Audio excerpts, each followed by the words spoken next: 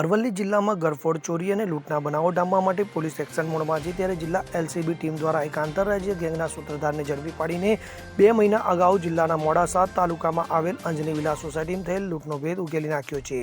તો આ ગેંગ ગુજરાત અને મધ્યપ્રદેશના અનેક ગુનાઓમાં સંડોવાયેલો હોવાનું સામે આવ્યું છે. વિયો 1 જિલ્લા પોલીસ એલસીબી પીઆઈ એમ.એચ. ઝાલા અને તેમની ટીમ પેટ્રોલિંગમાં હતી. તે દરમિયાન મળેલી બાતમીના આધારે મોડાસા બસ સ્ટેશન પાસેથી એક શંકાસ્પદ ઇસમને ઝડપી લેવામાં આવ્યો હતો. તો પકડાયેલ આરોપી લાલુ ઇન્દ્રસિંહ મંડલોઈ મધ્યપ્રદેશના ધાર જિલ્લાનો રહેવાસી છે અને આ આંતરરાજ્ય ગેંગનો મુખ્ય સૂત્રધાર છે. તો પોલીસે આરોપી પાસેથી 2.45 લાખની સોનાની રણી, 25,000ની ચાંદીની રણી અને મોબાઈલ સહિત કુલ 2,90,700નો મુદ્દામાલ જપ્ત કર્યો છે. તો આ ગુનામાં સંડોવાયેલ અન્ય 5 આરોપીઓ હજુ પણ ફરાર છે, જેમને પકડવા પોલીસે ચક્રો ગતિમાન કર્યા છે. બાઇટ મૂકવી એમ.એચ. ઝાલાની.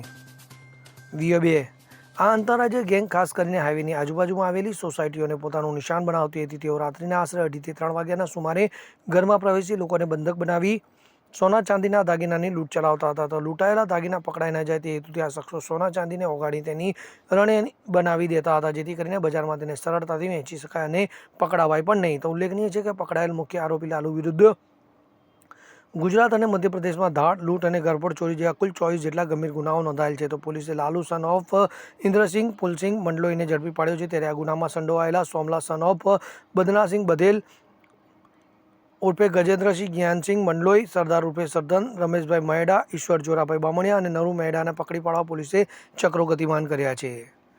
નાયબ પોલીસ મહાનિરીક્ષક શ્રી વીરેન્દ્રસિંહ યાદવ સાહેબ, ગાંધીનગર વિભાગ ગાંધીનગર તથા અરવલ્લી મોડાસા પોલીસ અધિક્ષક શ્રી મનોહરસિંહ જાડેજા સાહેબના માર્ગદર્શન અને અનુસંધાને મિલકત સંબંધી તેમજ ચોરી, મોબાઈલ ચોરી, ઘરફોડ, ધાડ જેવા ગુનાઓ અટકાવવા સારું અમને સૂચના આપવામાં આવેલ હતી. તે અનુસંધાને ગઈ તારીખ 2/2/2026ના રોજ મોડાસા મલપુર રોડ ખાતે અંજની સોસાયટી આવેલી છે.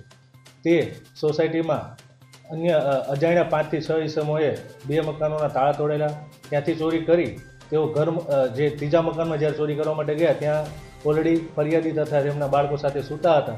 એ મકાનમાં પણ તેઓ ઘૂસીને ફરિયાદીને ડાબા હાથે લાકડી મારી તથા બીજા અન્ય આરોપીઓએ 2 ડિસમિસ બતાવી અને ત્યાંથી સોના દાગીનાની રોકડ રકમની ચોરી કરી ગયેલ હતા. તે અનુસંધાને અમોને ઉપલા અધિકારી તરફથી સૂચના મળતા અમે અરવલ્લી જિલ્લામાં એલસીબી શાખાએ અલગ અલગ ટીમો બનાવી, ટેકનિકલ સર્વેલન્સ ટીમો બનાવી, અલગ અલગ જગ્યાએ 150થી વધુ સીસીટીવી કેમેરાઓનું કેપ્ચરિંગ કરી તેમજ એનો રૂટ મેપ તથા તેનો પાથ ચેક કરી તેમજ અન્ય જે આંતરરાજ્ય તથા લોકલ જિલ્લાઓ તથા રાજ્યની ગેંગોને છે એને આપણે ઇતિહાસ કઢાવી અને પહોંચતા એમપી સુધી અમને હકીકત મળેલી. તે અનુસંધાને અમે અમારા 2 લોકલ એલસીબીના કોન્સ્ટેબલોને ત્યાં આગળ મોકલેલા અને ત્યાં પોતાનું સર્ચિંગ કરતા ભૌગોલિક પરિસ્થિતિ વાકેફ થયેલા.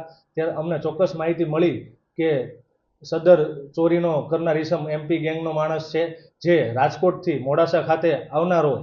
એ ચોક્કસ હકીકત બાતમી આધારે તેઓ મોડાસા ખાતે આવતા અલગ અલગ ટીમોને ડિવાઈડ કરી તેમનો ટાસ્ક ફોર્સ સોંપી મોડાસા ખાતે તેમને બજારમાંથી ઝડપી લેવામાં આવેલ હતો. તેમની અંગ ઝડપી કરતા તેની પાસેથી સોના અઢી તોલા સોનાની રેણ તથા ચાંદીની 15 તોલાની રેણ તથા અન્ય રોકડા રૂપિયા તથા મોબાઈલ મળી આવેલ અને એને કબૂલાત કરેલી કે આજથી 2 માસ પહેલાં મેં આ જગ્યાએ ચોરી કરેલ હતી, જેવી મારી પાસે ચોક્કસ માહિતી હતી. એની સાથે 5 થી 6 ઈસમો બીજા પણ હતા, જે પણ હાલ પકડવાના બાકી હોય તેમનો પણ ગુનાહિત ઇતિહાસ બહુ ગંભીર છે.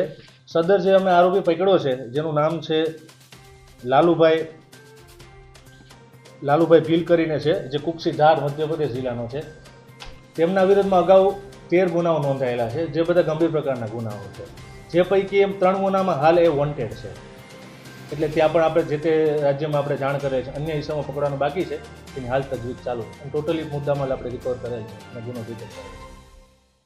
સર, આ ચોરીના જે પણ ગુનેગારને પકડ્યો છે, આગામી જે ફરારી ગુનેગારો છે, ભૂતપૂર્વ સમયની અંદર જ્યારે પણ મોડાસાના અરવલ્લી વિસ્તારોની અંદર ચોરીઓની અંદર કોઈ કનેક્શન બહાર આવે એવું કોઈ શક્યતાઓ ખરી?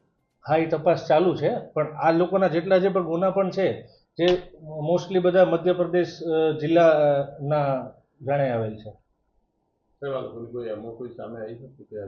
ખાસ કરીને આ લોકોની એમાં એવું છે 5 થી 6 જણાની ટુકડી સાથે આવે છે અને જ્યાં પણ જે બંધ મકાનને ટાર્ગેટ વધારે કરતા હોય છે. પણ જ્યારે એવું લાગે કે આ જગ્યાએ જેને ખેતરના ભાગે જે મકાનો હોય છે જ્યાંથી જેને ભાગી છૂટવાનો નાસી છૂટવાનો ઇઝી મોકો મળતો હોય છે એ લોકો ઘરમાં ઘૂસીને પણ કોઈ પણ અંદર એસોલ્ટ કરી શકે છે અને ત્યાંથી લૂંટધાડ કરી શકે.